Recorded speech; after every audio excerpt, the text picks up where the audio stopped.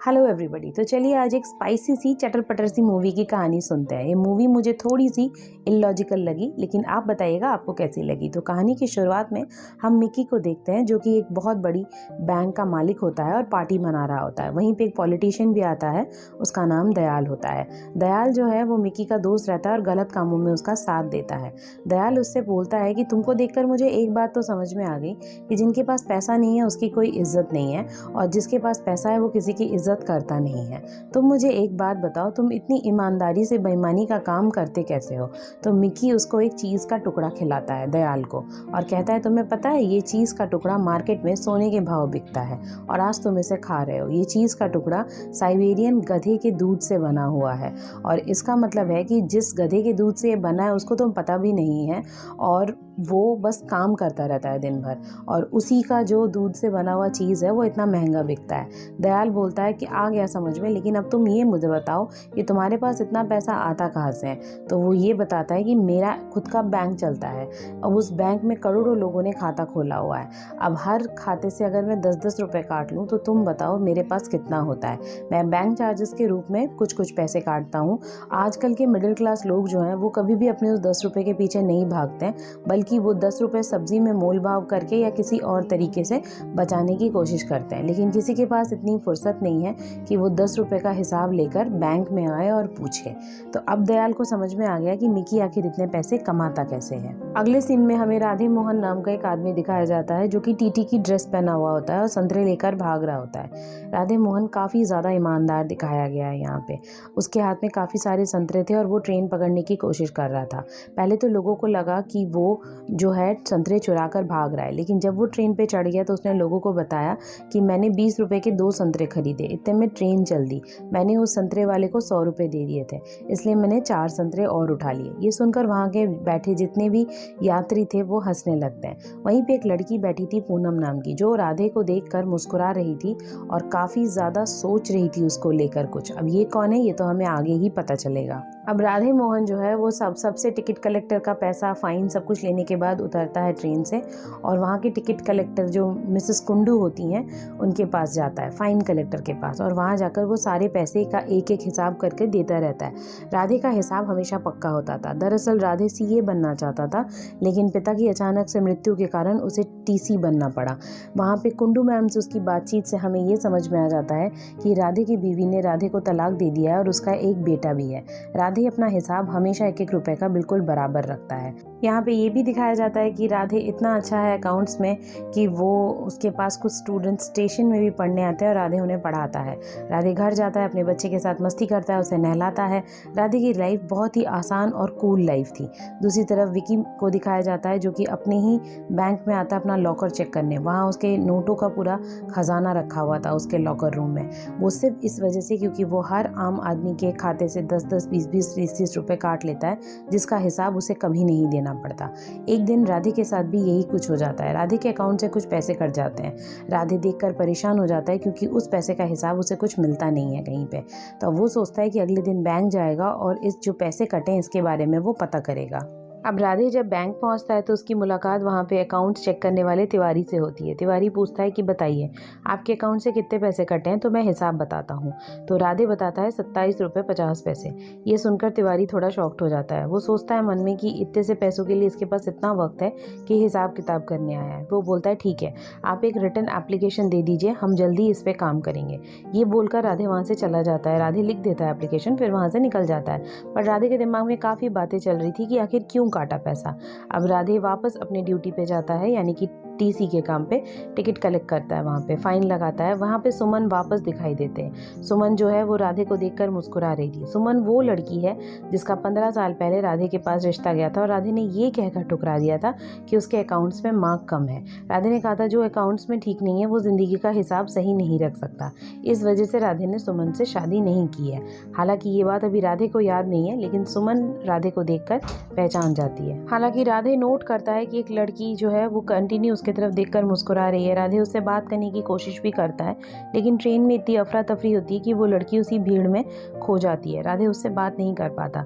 जब ट्रेन से थोड़ी भीड़ खाली होती है तो राधे देखता है कि एक कोई यात्री है जो अपना फाइल उसी एक सीट पर रखकर भूल गया है। राधे सोचता है कि इसे फाइन कलेक्टर के पास जमा कर देगा। राधे वो फाइल लेकर ट्रेन से उतरता है और वो कुंडू मैडम से बोलता है फाइल रख लीजिए। कुंडू मैडम मना कर देती है, कहती है मैं किसी की अनजान चीज़ नहीं रखूंगी, मेरा काम सिर्फ है फाइन कलेक्ट करना। राधे वो फाइल लेकर अपने घर आ जाता है। अब वो अपने बेटे के साथ वहाँ पे खेल रहा होता है, लेकिन तभी उसे उसके बेटे की बॉल उसके दूध के ग्लास में लग जाती है और दूध का ग्लास जो है वो फाइल पे गिर जाता है। राधे थोड़ा परेशान हो जाता है, उसे लगता है फाइल गीली हो गई। वो फाइल को उस बैग से निकालता है और उसे पढ़ना शुरू करता है। अपने बेटे को बोलता है जाओ अंदर जाकर खेलो। अब जब राधे उस फाइल को पढ़ने लगता है तो उसका इंटरेस्ट आने लगता है उस फाइल पे। दरअसल वो फाइल जो थी वो किसी के बैंक अकाउंट का स्टेटमेंट था और वो वही बैंक था जहाँ पे राधे का भी बैंक था। राधे जब रात भर में उस फाइल को पढ़ता है तो उसे थोड़ा अजीब लगता है, क्योंकि अकाउंट्स में काफ़ी ज़्यादा इधर उधर हेरफेर की गई थी, काफ़ी पैसों की। उसको समझ में नहीं आता है कि बैंक ऐसा क्यों कर रहा है। अगले दिन वो फिर बैंक जाता है। 4 दिन बीत चुके रहते हैं। वो तिवारी से मिलता है और कहता है कि मेरे अकाउंट के पैसे का क्या हुआ, तो मुझे हिसाब देने वाले थे। तिवारी कहता है मैंने तुम्हारी फाइल ऊपर पहुंचा दी है, मैं इसके अलावा और कुछ नहीं कर सकता। अच्छा, अब जब राधे जितनी बार भी इस बैंक में आता है उसे हर बार एक क्रेडिट कार्ड बेचने वाला मिल जाता है और वो हमेशा अलग अलग ऑफर्स देता है राधे को और कहता है कि आप प्लीज़ मुझसे क्रेडिट कार्ड ले लो, लेकिन राधे हर बार मना कर देता है। वहीं दूसरी तरफ आज राधे की बहस तिवारी से बहुत ज़्यादा हो जाती है, क्योंकि तिवारी उसके काम को लेकर कुछ करने ही नहीं वाला था। तिवारी उससे कहता है जब मेरे पास कोई जवाब आएगा तो मैं तुम्हें दे दूंगा। तो राधे कहता है भाई साहब मुझे जवाब तो चाहिए ही नहीं, मुझे मेरे कटे हुए पैसे के हिसाब चाहिए, आप मेरा हिसाब सही कर दो, मैं चला जाऊँगा यहाँ से। यही बात करके दोनों के बीच में हाथापाई होने लगती है। तभी बैंक का मैनेजर चड्ढा सामने आ जाता है। वो बीच में आता है, तभी इन दोनों का झगड़ा जो है वो चड्ढा से शुरू हो जाता है। चड्ढा लेकिन जो है राधे को ये आश्वासन देता है, अपना नंबर भी देता है कि मैं जितना हो सकेगा तुम्हारा काम कर दूंगा, मैं देखता हूँ। लेकिन तभी तिवारी में बोलता है कि मैंने आपको वो फाइल पहले ही दे दी थी, आप ही ने कहा था कि सब फालतू चीज़ों के लिए मेरे पास टाइम नहीं है, आज आप उसे ये बात कह रहे हैं। तो ये चक्कर करके तिवारी से भी उनका झगड़ा हो जाता है चड्ढा का। लेकिन फिर चड्ढा राधे को बोलता है कि मैं आपका काम करने की कोशिश करता हूँ, आज आप यहाँ से जाइए। राधे ये सब सुनकर वहाँ से चला आता है, क्योंकि राधे के दिमाग में उसी बैंक अकाउंट की बात चल रही थी जो रात भर उसने देखा है। उसे काफ़ी कुछ जानना था अब इस बैंक से। अब एज़ यूजुअल राधे फिर आता है अपने काम पे ट्रेन में और वहाँ उसे पूनम फिर दिखती है। इस बार राधे भी उसे अच्छे से देखता है। पूनम मुस्कुरा रही होती है। पूनम जो है वो बीच में एक बार ट्रेन से उतर जाती है और पटरियों से चलने लगती है। राधे उसके पीछे उतरकर उसके पीछे जाता है ये समझाने के लिए कि पटरियों में चलना ठीक नहीं है, लेकिन तभी जब दोनों के बीच में बातचीत हो ही रही होती है तो ट्रेन चल देती है। राधे कोशिश करके भी ट्रेन को नहीं पकड़ पाता। अब वो आता है पूनम के पास और कहता है देखिए आपकी वजह से मेरी ट्रेन छूट गई। तो अब वो पूनम कहती है कि आप मेरे पीछे आए थे, मैंने आपको नहीं बोला था। तो वो बोलता है कि हाँ बस मैं आपको समझाने के लिए आया था। फिर दोनों के बीच में बातचीत होती रहती है, दोनों आगे बढ़ते रहते हैं, दोनों शहर में आ जाते हैं, उसी शहर में। उसके बाद एक डॉक्टर की क्लिनिक के सामने आके दोनों खड़े हो जाते हैं। पूनम कहती है आप बीमार हो, आप डॉक्टर के क्लिनिक के साथ क्यों आए हो, सामने क्यों आए हो मेरे साथ। तो राधे कहता है कि मुझे तो स्टेशन जाना था, पता नहीं मैं यहाँ कैसे आ गया आपके साथ चलते चलते। राधे बाय बोलकर चला जाता है और तभी जो है वो वापस आता है पूनम के पास और पूछता है कि आप मुझे जानती हैं। तो पूनम कहती है कि नहीं मैं आपको नहीं जानती। पूनम पूछती है क्या आप मुझे जानते हैं। तो वो कहता है हाँ मैं आपको जानता हूँ, आप मेरी ट्रेन की डेली पैसेंजर हैं, सीट नंबर 23। राधे को कुछ भी याद नहीं था, बल्कि पूनम को सब कुछ याद था।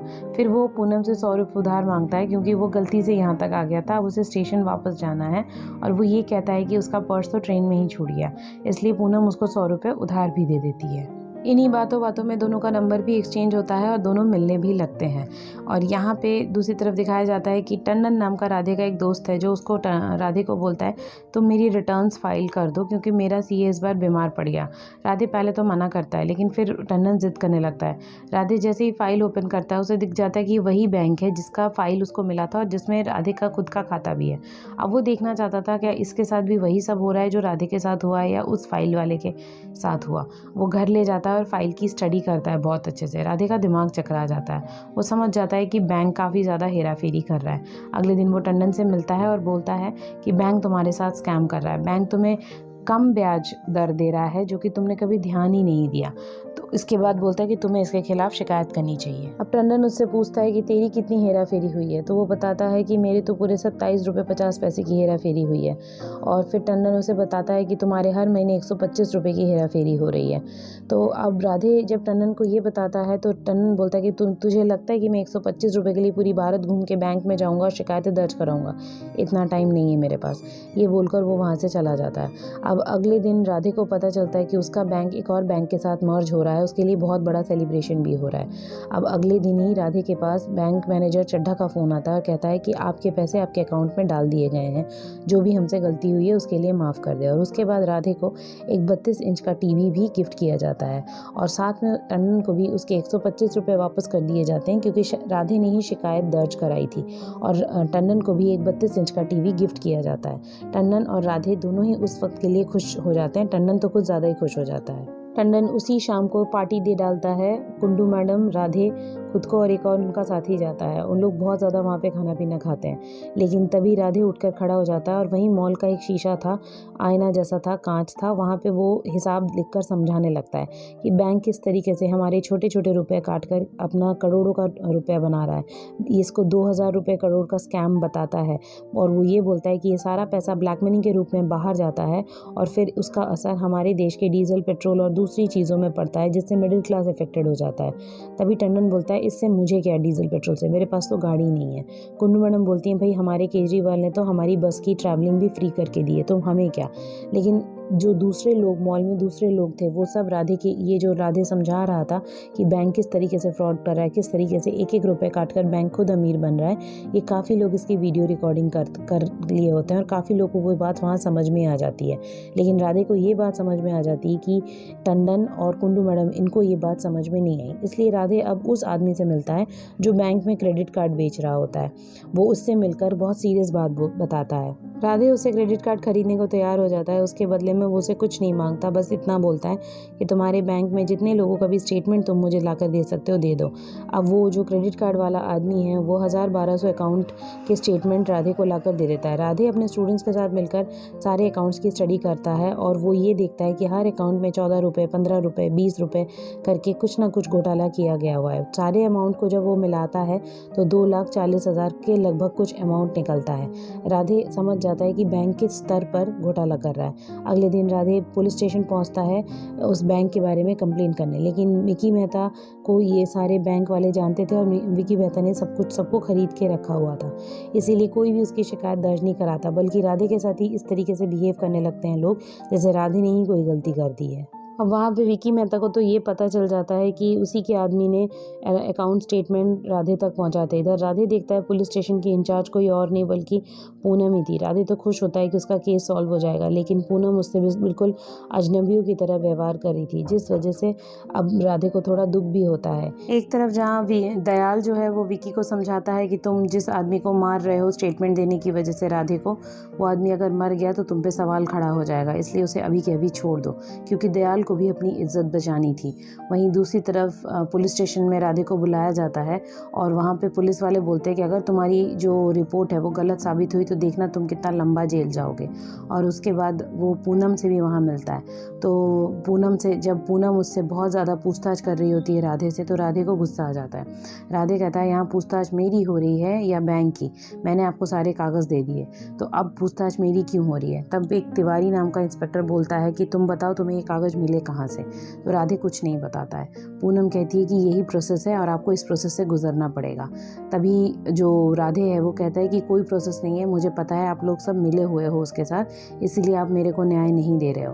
तो इंस्पेक्टर पूछता है कि एक बात बताओ, 27 रुपये तुम्हारे अकाउंट से गायब थे और उसके बदले तुम्हें इतना बड़ा टीवी मिल गया, अब तुम इसका हिसाब कैसे बराबर करोगे? मुझे तो तुम पे ही शक हो रहा है। इंस्पेक्टर पूनम भी राधे को एक आखिरी वार्निंग देती है कि जल्दी से मुझे बताओ कि तुम्हें वो टीवी बैंक वालों ने क्यों दिया 27 रुपये के बदले। राधे ये सब सुनकर चला जाता है अपने घर। अपने बेटे को शाम को लेकर मेला घूमने जाता है। तभी वहाँ उसकी मुलाकात उस क्रेडिट कार्ड वाले से होती है। राधे की क्रेडिट कार्ड वाला राधे को बताता है कि तुम संभल के रहना, तुम्हारे और तुम्हारे बेटे के ऊपर खतरा है। तभी राधे मुड़कर देखता है, उसका बेटा वहाँ से गायब होता है। राधे परेशान हो जाता है, वो ढूंढने लगता है। उसे समझ में आ जाता है कि राधे के बेटे को किसी ने किडनैप कर लिया है। लेकिन तभी एक आदमी आकर राधे के बेटे को, मनु को, राधे को सौंप देता है। राधे समझ जाता है कि अब उसके के ऊपर मुसीबत की घड़ी आ गई है। अगले दिन सुबह राधे को पुलिस स्टेशन बुलाया जाता है और वहाँ पे राधे को बोला जाता है तुमने जो भी स्टेटमेंट जमा की है वो सब की सब गलत थी, इसलिए अब हमें तुम्हें ही गिरफ्तार करना पड़ेगा। राधे कहता है कि स्टेटमेंट के साथ साथ सबका नंबर भी यहाँ मौजूद है, अब आप प्रूफ इन नंबर में बात करके प्रूफ कर लीजिए कि मैंने जो आपको स्टेटमेंट दिया है वो गलत दिया है कि नहीं। तो जो पूनम है वो कहती है इस तरीके से काम नहीं होता है। तो राधे कहता है कि आपका हिसाब गड़बड़ है मैडम, आप अपना हिसाब ठीक करिए। ये बात सुनते ही पूनम को गुस्सा आ जाता है, कहता है कि हर किसी का हिसाब अकाउंट्स में कम नंबर आने से हिसाब गड़बड़ नहीं हो जाता है। फिर पूनम उसको 15 साल पहले की बात याद दिलाती है कि तुमने मुझे सिर्फ इसलिए रिजेक्ट किया था क्योंकि मेरे अकाउंट्स में नंबर कम थे, लेकिन अब मेरे हाथ में कुछ नहीं है, अब तुम्हारा हिसाब बराबर होगा राधे मोहन। और उसके बाद वो कहती है कि कोर्ट में मिलेंगे। अगले दिन कोर्ट में राधे को बहुत बुरी तरीके से गलत साबित कर दिया जाता है और राधे को 1 दिन की जेल हो जाती है। अब इधर राधे को जब पुलिस वैन में ले जाया जाता है तब वहाँ उसके अंदर विकी मेहता बैठा होता है। विकी मेहता राधे का बहुत मजाक उड़ाता है, कहता है कि पहली बार देखा है दूसरों के दर्द में रोने वाला, लेकिन तुम जिनके दर्द में रो रहे हो क्या वो तुम्हारी जगह जेल जाएंगे? मैं भी चाहता हूँ तुम 1 दिन तिहाड़ जेल में रहकर आओ, तुम्हें भी पता चले कि आखिर दुनिया वहाँ कैसी होती है। ना तुम्हारा पैसा गया, ना तुम्हारी भैंस कोई, ना तुम्हारा कुछ हुआ, लेकिन फिर भी तुम्हें इतना दर्द हो रहा है। इसकी वापस जब तुम आओगे तो इस 32 इंच टीवी के बदले मैं तुम्हें 55 इंच का टीवी दूंगा। फिर मजाक उड़ाते हुए विकी मेहता वहाँ से चला जाता है। राधे को जेल भेज दिया जाता है। इधर पूनम छानबीन करने में लग जाती है उस केस के बारे में, लेकिन फिर धीरे धीरे पूनम को पता चलता है कि नहीं, राधे जो कह रहा था वो सच है। इसलिए वो जेल तक पहुँच जाती है जो मेन इंस्पेक्टर से बात करने के लिए, लेकिन वो मेन इंस्पेक्टर पूनम को समझाता है इन सब चीज़ों से दूर रहो, जो जैसा चल रहा है चलने दो, किसी भी चीज़ पे हाथ डालने की ज़रूरत नहीं है। अब वहीं दूसरी तरफ राधे जेल से छूट कर आता है तो वो एक दिन अपने स्टेशन में रुका हुआ होता है। तभी अचानक से वो देखता है कि उसी का एक स्टूडेंट 5 रुपए के समोसे के पीछे लड़ते हुए ट्रेन के नीचे आ जाता है, उसकी डेथ हो जाती है। तो राधे को ये लगता है कि एक इंसान आज वैसा भी है जो 5 रुपए के पीछे लड़ रहा है और उसकी जान चली जा रही है। राधे को बहुत दुख होता है। वो डिसाइड करता है कि विकी मेहता को वो एक्सपोज करके रहेगा। और दूसरी तरफ वो जब राधे पूरा हिसाब किताब फिर से लगाता है और जाके आरबीआई में कंप्लेन कर देता है विकी मेहता के खिलाफ। अगले दिन आरबीआई से इंक्वायरी कॉल आ जाती है विकी मेहता के पास। विकी मेहता डर जाता है और वो सीधे पहुंचता है दयाल के पास। दयाल बोलता है कि काम करो, तुम राधे के ऊपर बेईमानी का धब्बा लगाकर उसी को नुकसान पहुंचाओ। अब अगले दिन विकी मेहता ये बोलकर उसका घर तोड़वा देता है कि उसका घर जो है वो इलीगल तरीके से बना हुआ है। अब जो राधे के पास घर भी नहीं है, वो सड़क पे बैठा हुआ है अपने बेटे के साथ। सिर्फ इतना ही नहीं, राधे की नौकरी भी चली जाती है ये बोलकर कि उसने 17 रुपए की बेईमानी की है। राधे के पास अब ना नौकरी है ना घर है, लेकिन फिर भी राधे हार नहीं मानता है। अब राधे अपने बेटे के साथ सड़क किनारे बैठा हुआ था, तभी उनके सामने विकी मेहता की गाड़ी रुकती है। विकी मेहता जो है राधे का बेटा ले लेता है और वहाँ से गाड़ी में बिठाकर ले जाने का नाटक करने लगता है। विकी ये भी कहता है राधे से कि अगर तुमने ये खेल ख़त्म नहीं किया तो एक दिन तुम्हारा बेटा तुम्हारी आंखों के सामने से गायब हो जाएगा। राधे जो है वो डर जाता है, लेकिन तभी वहाँ एक बूढ़ा व्यक्ति आता है और वो ये कहता है कि चुपचाप राधे के बेटे को वापस करो, नहीं तो तुमको यहाँ से कोई जाने नहीं देगा। विकी को बड़ा अजीब लगता है। धीरे धीरे वहाँ भीड़ इकट्ठा होने लगती है और वो सब घूरने लगते हैं विकी को और वो सब कहते हैं कि बेटा वापस करो। दरअसल ये वो लोग हैं जब राधे ने मॉल के अंदर जो कैलकुलेशन समझाई थी कि किस तरीके से ये बैंक फ्रॉड कर रहा है, तब ये वीडियो कुछ लोगों ने वीडियो ले लिया था। वीडियो धीरे धीरे वायरल होने लगा है और अब इन लोगों को समझ में आने लगा है कि बैंक किस तरीके से फ्रॉड कर रही है। और उसके बाद इन लोगों ने, जैसे विकी मेहता डर जाता है और विकी मेहता को इन लोगों को वो बेटा देकर भाग जाता है वहाँ से, और ये लोग राधे से कहते हैं कि हम सब ने अपना अकाउंट वहाँ से विड्रॉ कर लिया है, हमें समझ में आ गया है कि बैंक किस तरीके से फ्रॉड कर रहा है हमारे साथ। अब यहाँ पे दिखाते हैं कि धीरे धीरे वीडियो बहुत बुरी तरीके से वायरल हो गया है, लोग अपना अकाउंट विड्रॉ कराने लगे हैं उस बैंक से। विकी मेहता जो है वो डर जाता है, वो सीधे जाता है दयाल के पास और मदद मांगता है। दयाल बोलता है तुम्हारे अकाउंट में 2000 करोड़ है, 1500 करोड़ मुझे दे दो और 500 करोड़ लेकर तुम देश छोड़कर चले जाओ, मैं राधे मोहन को देख लूँगा। अब जो विकी है वो यही करता है, वो कुछ पैसे दे देता है दयाल को और बाकी पैसे बैग में भरकर देश छोड़कर जाने की बात करता है ताकि ये पुलिस केस बन जाए उसके पहले। अब जब वहाँ से विकी मेहता निकल जाता है तो दयाल देखता है कि उसको सिर्फ 600 करोड़ ही दिए हैं, बाकी के पैसे विकी लेकर भाग गया है। अब दयाल कहता है अब मैं तुम्हें नहीं छोड़ूंगा। इधर विकी जो है सारे पैसे लेकर प्लेन में बैठ ही जाता है, बिल्कुल लैविश स्टाइल में सबसे ज़्यादा VIP काउंटर में बैठ ही जाता है। लेकिन तभी उसको कॉल आ जाता है कि आपको बुलाया है, आपकी इंक्वायरी होगी। विकी जब नीचे जाता है तो वो देखता है कि उसके बैग किसी ने बदल दिए हैं और उसके बैग में गोबर भर दिया है। एक बैग विकी के पैर में लगता है और विकी के पूरे चेहरे में गोबर लग जाता है। विकी विकी समझ जाता है कि एयरपोर्ट के सारे लोग भी राधे का वीडियो देखकर विकी के खिलाफ ही काम कर रहे हैं। विकी को गिरफ्तार कर लिया जाता है और विकी के पास कोई ऑप्शन नहीं होता। उधर दूसरी तरफ विकी का बैंक बंद हो जाता है। उसके सारे पैसे ट्रक में लाद कर एक गोडाउन में लाया जाता है। वहाँ पे वो सारे लोग भी होते हैं जो विकी के खिलाफ काम कर रहे थे राधे के साथ मिलकर। वो सब बहुत खुश हो जाते हैं। आरबीआई की गवर्नर भी आकर राधे मोहन को काफ़ी तारीफ़ करती हैं और हिसाब बराबर करने की बात करती हैं कि अब सारा पैसा सारे कस्टमर्स को मिल जाएगा, बैंक अकाउंट होल्डर्स को। और धीरे मूवी इसी तरीके से यहाँ पे